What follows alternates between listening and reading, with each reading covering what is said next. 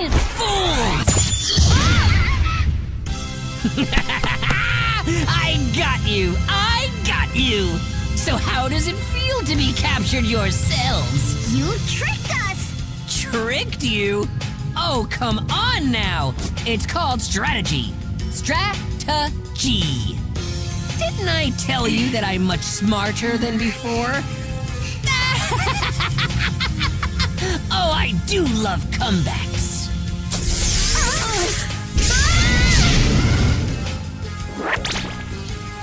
Oh boy! Oh, we are finally here.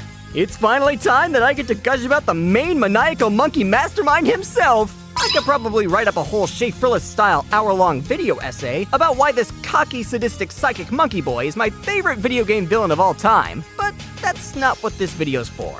So I'll just give you the semi-quick basic summary of him. Before he became the overlord of the apes, Specter was just a popular albino baby monkey who lived at Monkey Park. He didn't really have anything else on his mind, aside from juggling for all the humans who came to see him perform. But after he got his little paws on an experimental intelligence-enhancing monkey helmet, the only things on his mind were vengeance and world domination. And holy heck, did he work fast. Like, he'd pretty much accomplished his goal by the beginning of Game 1. After breaking out his monkey brethren, he tied up the professor and used his experimental time machine to warp him and his monkeys across every time period you can imagine. After warping, he upgraded his helmet, built this classy hover throne, kidnapped and brainwashed Jake for the sole purpose of breaking Spike's spirit, and created a battle cruiser, a hovering fortress, and a gorilla mech designed specifically to murder a 10-year-old. All in the first game. And even after being beaten by Spike, like any self-respecting Sigma simian, his grind did not stop.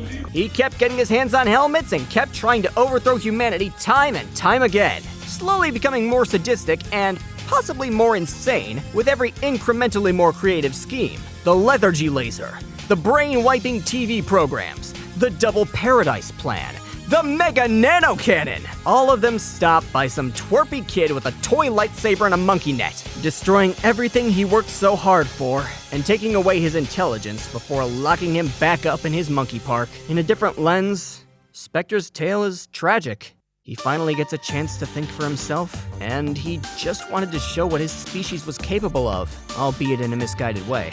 He just wanted to show the humans what it felt like to be looked down on and laughed at. But his intelligence just kept corrupting him and twisting him into a madman. And then it gets taken away.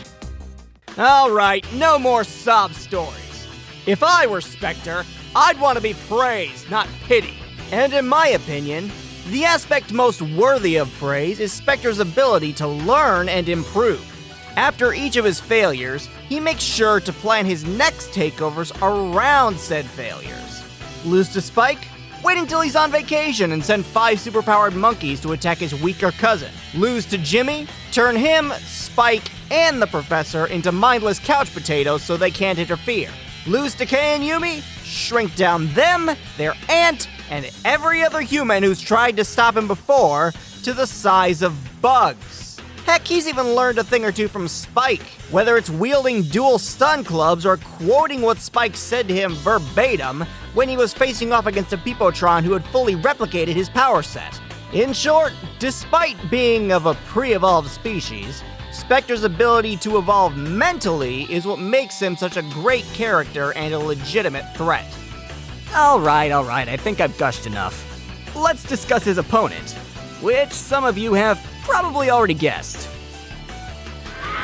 No! Stop! Cease! Desist! Do not continue with your ramblings, for my ramblings are the ramblings to be obeyed, for I am the king, supreme leader, and all-around dictator. Don't you see? All you monkeys are my plan, so your plans are my plans because you made plans, and my plan was to make you! I plan to rule the planet, not to have my plans planned to stop me! I am your creator! I am your king! I am Mojo Jojo! Obey me! Monkeys, enhanced intelligence, and a desire to overthrow humanity. These are the necessary ingredients to create the perfect opponent for Specter. But as I looked for proper opponents, I realized I needed to add one more thing. an entertaining personality. Thus, Mojo Jojo proves himself to be Specter's perfect opponent.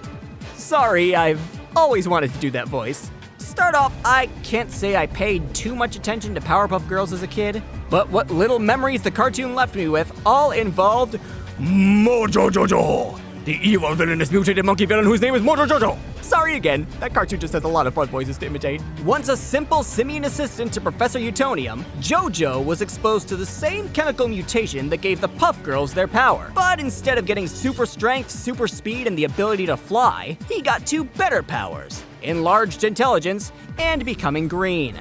Man, I wish that were me. Speaking of envy, the newly dubbed Mojo Jojo quickly became jealous that the professor paid all of his attention to his newly made daughters and ran away, plotting his revenge on the professor, the Powerpuff Girls, and humanity as a whole. Now a full-on cartoon villain with a new villainous outfit, Mojo Jojo spends his days plotting and scheming different ways to destroy those cursed Powerpuff Girls. Whether it's building high-tech weaponry and robots, creating rowdy, rough rivals to his nemesis, mutating the minds of other monkeys, who also get ridiculous names and ridiculous plans, or just injecting himself with more Chemical X to go full kaiju on Townsville. And with each plot he schemes comes another beatdown from those day-saving Powerpuff Girls. Yet another monkey who gets so close to world domination, only to be stopped right at the finish line by some determined kids. But what if those heroic kids were taken out of the picture? What if the only thing standing in these megalomaniacal monkeys' way was each other? The city of Townsville is currently running for their lives! The city streets run rampant with helmeted simians, wreaking havoc everywhere they go. And behind the monkeys, joining in on the havoc, is a massive Goliath mech, piloted by Specter, blowing up buildings, crushing cars, and generally just having a good old time. Before his rampage can continue, another monkey-shaped mech stands in Goliath's way. Specter's voice, coming from the mech, furiously grills the owner of the other mech as to who they are and what right they have to interrupt his rampage. Out of the other mech comes the angry, deeper voice of Mojo Jojo, declaring his authority and chastising the other monkey overlord for trying to destroy the city that was rightfully his to conquer, in his standard long-winded and often redundant way. Now we have two angry apes piloting two giant mechs attempting to overthrow Earth. This can only end one way. Fight! If you couldn't tell, I pictured this fight going differently than a standard fight, where most would start out using their standard kit and end with their giant mechs. With this one, we're starting at the gate with the mech battle. Ultra Goliath versus one of Mojo's many robots. I personally like this one. It's shiny. Inevitably, both mechs will end up broken down, and the monkeys will be forced to fight face to face. While both can take a beating, Mojo's got mind and muscle going for him, and Specter's got speed and psychokinesis on his side. Can you tell I like alliteration?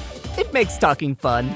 And after they've shown off what they can do in their base form, in comes the super forms. Mojo gets his Chemical X injections to become Mojo Jojo from the movie, and Specter, if they won't allow this one-time size increase from one of the OVAs, he'll pilot his battle cruiser against the giant ape for a King Kong callback. Either way, it'd make for a climactic finale and lead to a monstrous monkey massacre for whoever loses. It should be a well-known fact that I don't give a darn about research or feats when it comes to versus battles like this. However, there are plenty of people in the community who do care, and one of said people by the name of Triggered JP was cool enough to give me a rundown of who they believe would win this matchup and why. So, I'll just paraphrase. While both fighters are intelligent with an impressive array of weapons and tech at their disposal, intelligence only goes so far. Where Mojo only had his brain power boosted by his mutation, Specter's modified peak point helmet did the same, and also gave him various psychokinetic abilities. Mojo could likely counter said powers with his tech, but Specter has plenty of inventions of his own to make said tech pointless in the long run. And although it's true that Mojo could simply remove or destroy Specter's helmet to revert him back to his standard intelligence, even if he did think to do so, Specter's power set wouldn't allow him to get anywhere near him. Or, hey, he could always just brainwash Mojo into becoming his minion. Mojo's got plenty of brain to wash after all, and since I'm biased, I'll take this decision as fact. The one character that I needed to win their matchup does win. I'd say that's about as satisfying of an ending to this series as I could have ever hoped for. And with that, a series of what should have been a single video comes to an end. It felt great getting to talk about one of my favorite game series in a format that I'd been wanting to try. Lots of good memories resurfaced making this, I tell you what. And it also felt great reading your guys' comments on this series, complimenting my picks, providing objectively better matchups that I probably never would have thought of, and even saying that my vids might get some of you playing the original Ape Escape games. Really makes me feel satisfied knowing that my vids had an impact like that. On the subject of impacts, I'm just glad I got to talk about something that had an impact on my childhood, and a pretty big impact on my current life as well. I get why reviewers do this kind of thing now. It's pretty fun. By the way, if you want more Ape Escape content related to me, I have fan dubs of Million Monkeys and Big Mission on my voice acting channel. Check them out if you have free time.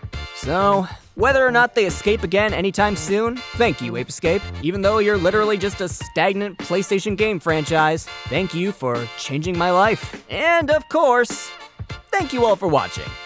Bye-bye.